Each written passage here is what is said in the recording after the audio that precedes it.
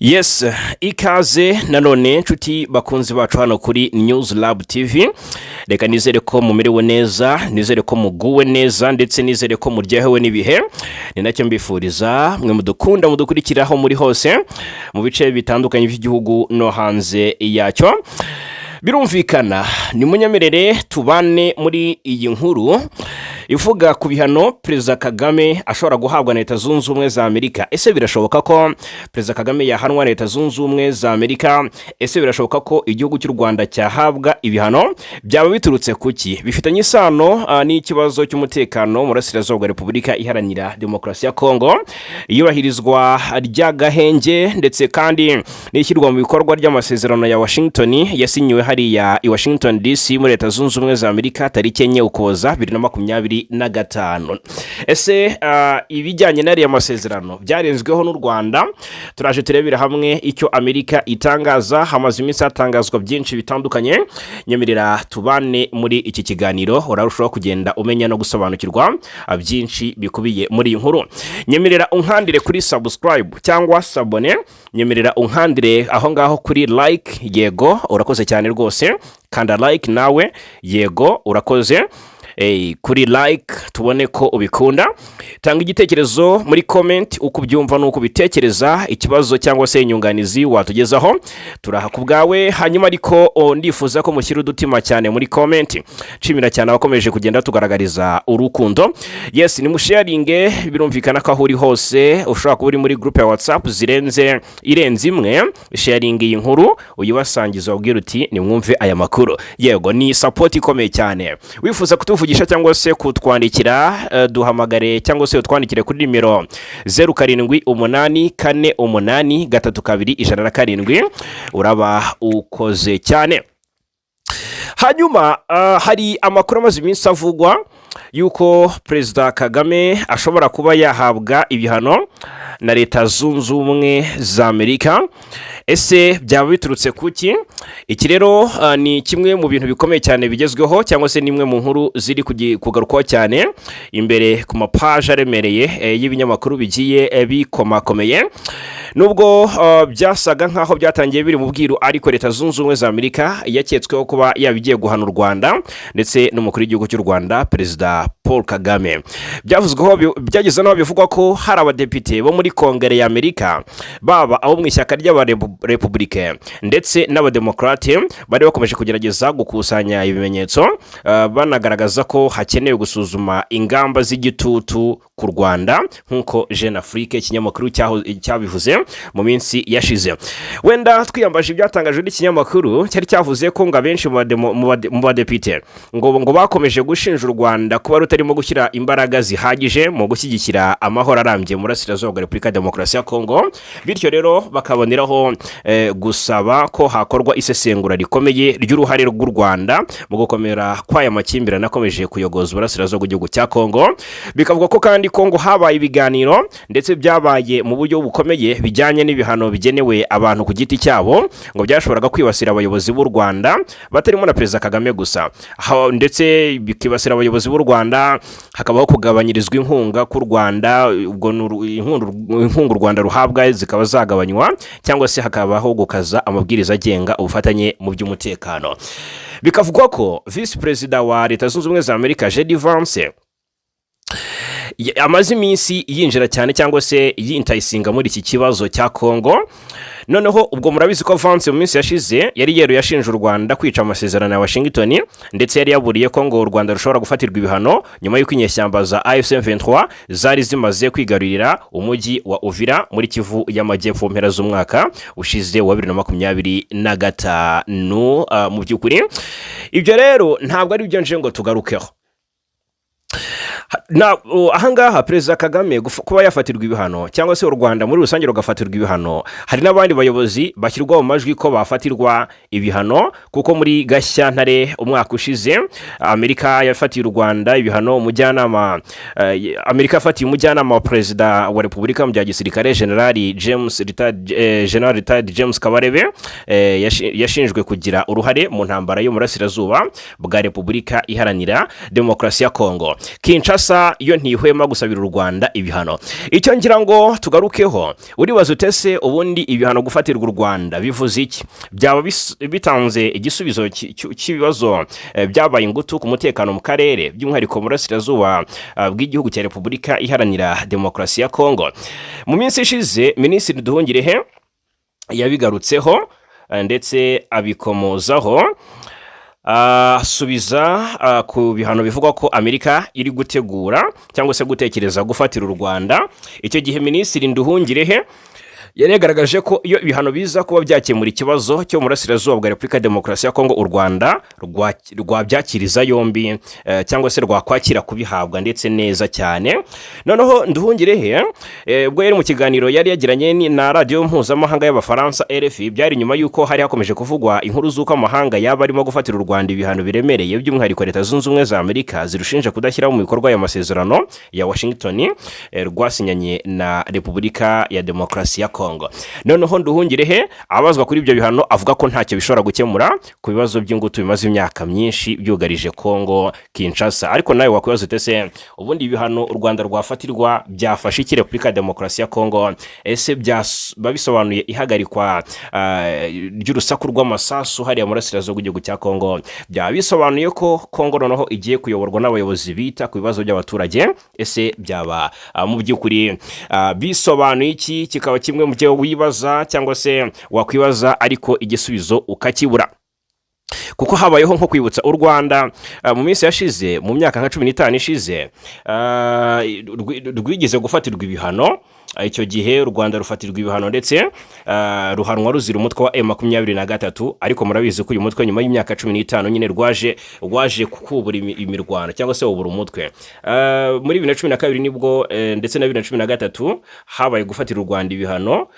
Murabizi ko ntibyigeze bikemura ikibazo cya Kongo na M23, ahubwo intambara yubuye nyuma y'imyaka nk'umunani mu Kwakira 2021. Ibi byose rero nibyo Minisitiri Nduhungirehe yagiye yibutsa amahanga yakomeje kugenda asabira u Rwanda ibihano ko ari byo byakemura ikibazo mu burasirazuba bwa Repubulika Iharanira Demokarasi ya Kongo. Ntabwo ndinjira mu nkuru nyirizina y'aka kanya. Ubwo ariko mu gufatira u Rwanda ibihano ntabwo ari Amerika gusa, n'ibihugu byo muri Europe cyangwa se biri muri European Union, cyane cyane biyobowe n'Ububiligi, byagiye bigaragaza ko u Rwanda rukwiye gufatirwa ibihano kubera kwenyegeza intambara mu burasirazuba bwa Kongo. Ariko Ububiligi nibwo bwagiye bubishyuhamo cyane, ariko ukavuga uti bufite impamvu kubera ko bwungukira ku mabuye y'agaciro ya Repubulika ya Demokarasi ya Kongo, ndetse Tshisekedi rwose akaba yemera kuba intumwa y'Ububiligi mu bihe bigiye bitandukanye.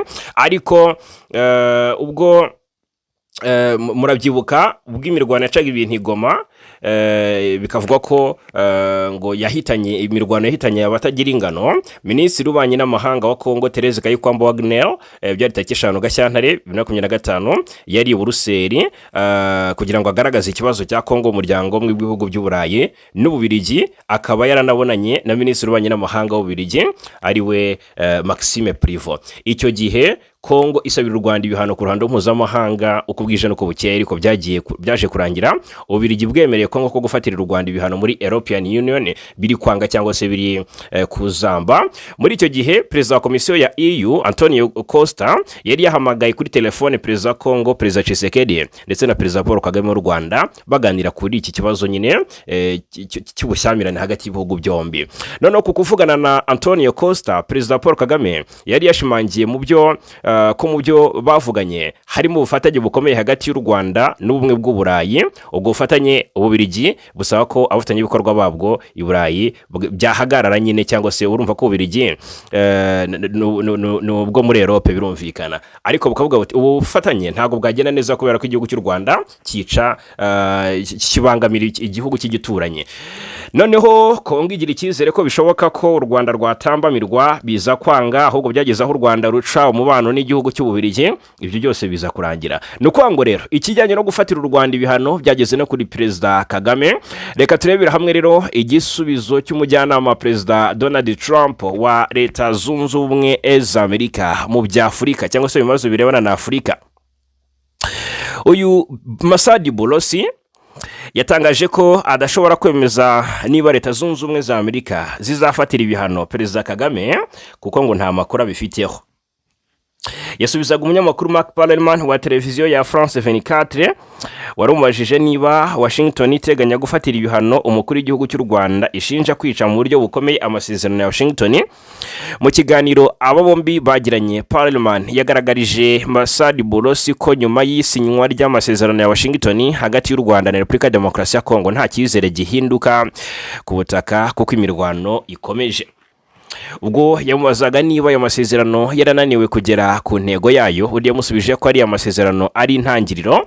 Agira ati amasezerano ntiyigeze ananirwa kugera ku ntego, turacyari mu ntangiriro. Amasezerano ya Washington ni intangiriro, si iherezo ry'umukino. Iherezo ry'umukino ni ukugira amahoro yuzuye n'ituze mu karere. Ibyo ariko ni urugendo kandi bifata igihe. Masadi Bolosi avuga ko icyiza mu by'ukuri cy'amasezerano ya Washington ari uko yubakiye ku zindi nzego zigamije gukemura amakimbirane yo mu burasirazuba bwa Kongo, zirimo ibiganiro bya Doha bimaze igihe bihuza Kinshasa n'umutwe wa AFC/M23, ndetse ko Leta Zunze Ubumwe za Amerika zibishigikiye cyane. Uyu mujyanama wa Perezida Trump cyakora yavuze ko Amerika yababajwe cyane no kuba isinywa ry'amasezerano ya Washington ryarakurikiwe n'ibihano yasize umutwe wa AFC/M23 wigaruriye umujyi wa Uvira wa kabiri munini muri Kivu y'Amajyepfo. Ati twababajwe cyane n'ibyabaye mu minsi mike yakurikiye isinywa ry'amasezerano, noneho tekereza ibyari kuba iyo tuza kuba tudafite ayo masezerano, ibintu byari kuzamba kurushaho. Abashijwe ukwiye kubazwa ibyabaye, Masadi Bolosi, umujyanama Perezida Trump mu bya Afurika, yasubije ko rwose ni M23 ngo ushyigikiwe n'u Rwanda yigaruriye umujyi wa Uvira bigaragara. Parlerman yabashije Masadi Bolosi niba Perezida Paul Kagame yaragambaniye icyizere yagiriwe n'ubuyobozi bwa Trump ubwe, ndetse na Trump ubwe. Undi asubiza ko mu bitekerezo byacu twavuga ko habaye kwica mu buryo bukomeye amasezerano ya Washington.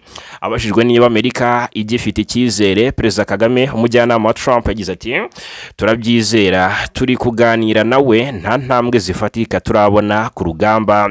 Icyo twabonye nuko nyuma y'uko umutwe wa M23 ushyigikiwe n'u Rwanda wafataga umujyi wa Uvira, nyuma yo kuganira na Perezida Kagame bahise bava mu mujyi wa Uvira. Hanyuma Bolosi cyakora avuga ko Amerika ifite amakuru y'uko M23 itarava byuzuye muri Uvira, kuko ngo igifite ingabo mu misozi yitegeye uriya mujyi wa Uvira ndetse no mu majyepfo yawo. Umunyamakuru yibukije Masadi Bolosi ko Kongere ya Amerika ikomeje gushyira igitutu kuri Perezida Kagame, amubaza niba hari ibihano baba bateganyiriza u Rwanda cyangwa se umukuru w'igihugu.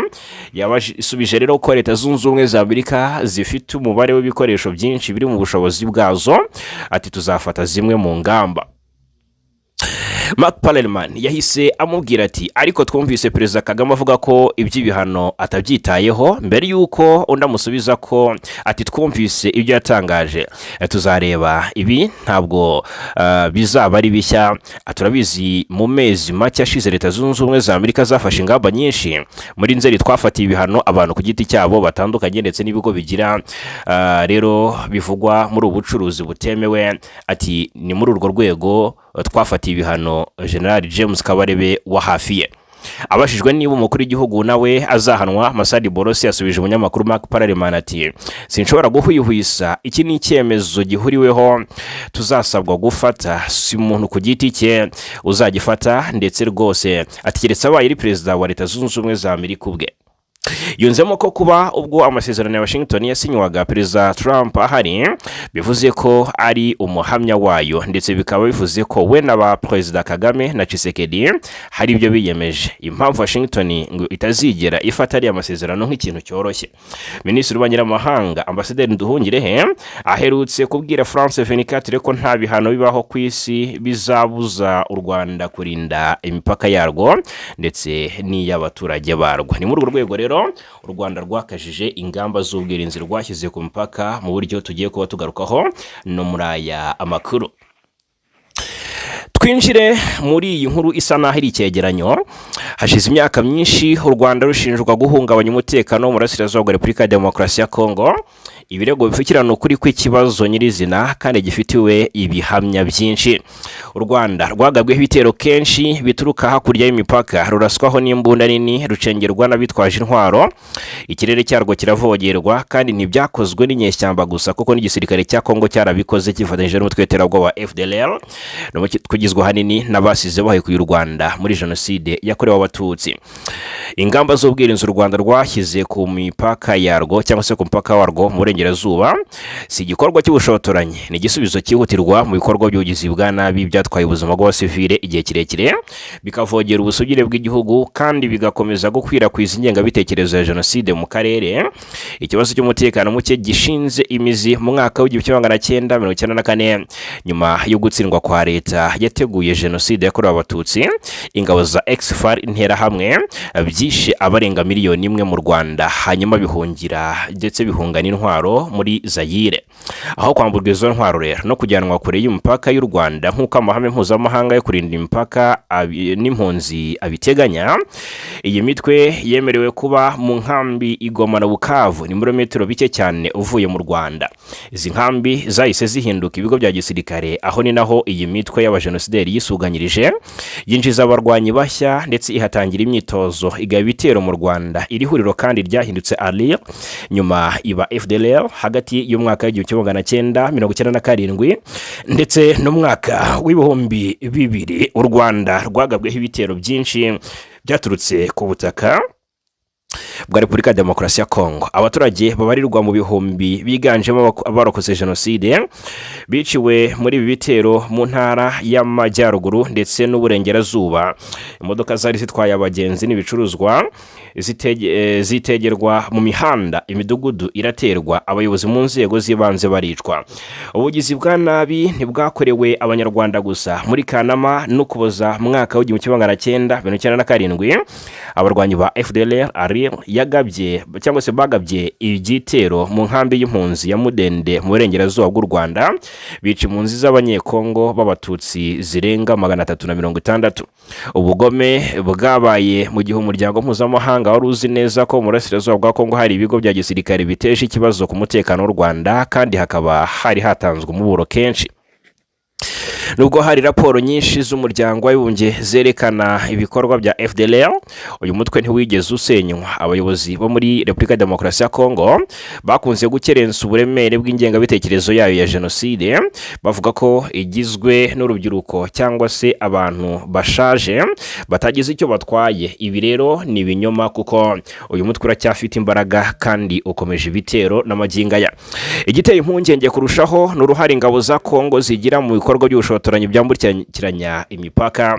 Mu Kwakira mu mwaka w'1996 ingabo za Zaire zarashe icyangugu majyepfo ndetse ahari majyepfo y'uburengerazuba bw'u Rwanda, zica kandi zikomeretsa abasivile.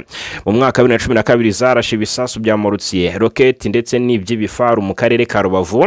Ku 15 Nyakanga 2012 ibisasu byarashwe biturutse mu birindiro bihuriweho by'ingabo za Kongo n'ingabo ziri mu butumwa bw'amahoro bwa Loni MONUSCO, byaguye mu midugudu yo mu Rwanda, harimo icyo byagaragaye ko ari ikimbunda ya icyitwa ngo ni n'imbunda ya 100mm yo ku gifaru. Ku ya 29 Kanama 2012 igisasu cyaguye mu isoko rya Rubavu ryarimo abantu benshi, cyica umugore, gikomeretsa bikabije uruhinja rwe. Ibi ntibyari impanuka, ahubwo byari bitero byateguwe byakoreshejwe intwaro ziremereye. Byarakomeje rero muri Werurwe na Kamena 2022 ingabo za Kongo zirasa ku butaka bw'u Rwanda. Tariki 10 Kamena 2022 izindi rokete ebyiri za 122mm zaturutse i Bunagana zigwa i Musanze, zica igikuba mu baturage. Abasirikare ba Kongo bagiye bambuka umupaka kenshi bafite intwaro barasana n'abari ku burinzi. Bamwe mu bambutse barishwe, abandi bafatwa mpiri. Indege za Sukhoi 25 zavogereye u Rwanda ugira gatatu. Mu Gushyingo, mu Kuboza 2022 ndetse no muri Matarama 2023 indege z'intambara za Kongo zo mu bwoko bwa Sukhoi 25 nibwo zavogereye ikirere cy'u Rwanda ku kiyaga cya Kivu ndetse no ku mujyi wa Rubavu. Zari mu myitozo y'urugamba, ntibyari ukuyoba. Uretse kuvogera u Rwanda, imitwe y'iterabwoba y'abanyarwanda ikorera mu burasirazuba bwa Kongo nka CNRD, FLN, RUD, RUNANA na FDLR yakomeje kugaba ibitero ku basivile. Mu Ugushyingo 2012 abarwanyi ba FDLR bari bambaye impuzankano ya Repubulika ya Demokarasi ya Kongo bateye umudugudu wa Muti mu karere ka Rubavu mu Kuboza 2012 bishe umukozi w'ikigo cy'ubushakashatsi cya Karisoke ni hafi ya parike y'igihugu y'Ibirunga. Muri 2019 abarwanyi ba Rudurunana bakomoka kuri FDLR bateye akarere ka Musanze baturutse muri Repubulika ya Demokarasi ya Kongo bica abasivili 8. Hagati ya 2018 na 2019 abarwanyi ba FLN bateye bisi yari itwaye abagenzi bica bamwe muri bo. Inshuro nyinshi abagabye ibi bitero basanganywe ibirango by'ingabo za Kongo ndetse n'intwaro zaturutse mu gisirikare cy'iki gihugu. Bimenyetso simusiga bishimangira ko hari ubufatanye muri ibi bikorwa hagati impande zombi. Ihungabana ry'umutekano ryakomeje gutizwa umurindi n'amagambo y'ubushotoranya turuka Kinshasa. Muri Nyakanga 2012 Perezida Tshisekedi yavugiye mu ruhame ko Kongo itazicara ngo irebere mu gihe umwuka mubi wakomeza.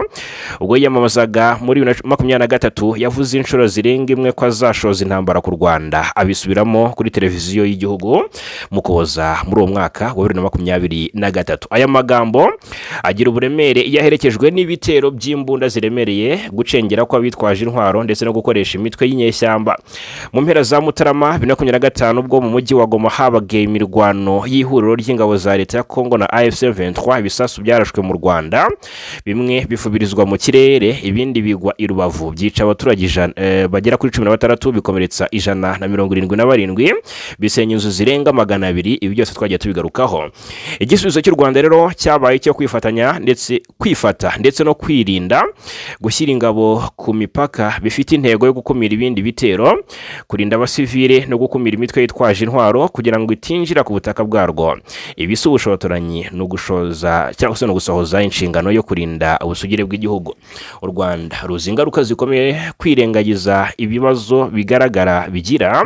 Mu mwaka w'1994 imiburo yatewe utwatsi, ibimenyetso birakerenswa hakurikiraho ingaruka z'amahano. Uyu munsi rero iki gihugu cyanze kongera gukora ikosa nk'iryabaye mu myaka 32 ishize. Ikibazo rero ahangaha si impamvu u Rwanda rurinda imipaka yarwo, ikibazo nyacyo ni impamvu imitwe y'abajenosideri ikomeza gukorera mu burasirazuba bwa Kongo igahabwa byose nkenerwa. Ni impamvu leta ya Kongo mu by'ukuri cyangwa se leta nzima nk'iya Repubulika ya Demokarasi ya Kongo ikomeza kwemera ko imitwe yitwaje intwari ikoresha ubutaka bwayo mu guhungabanya ubutaka bw'umuturanyi, kugeza igihe ibibazo bikemuwe mu bunyangamugayo cyangwa se ndetse no kubahiriza inshingano.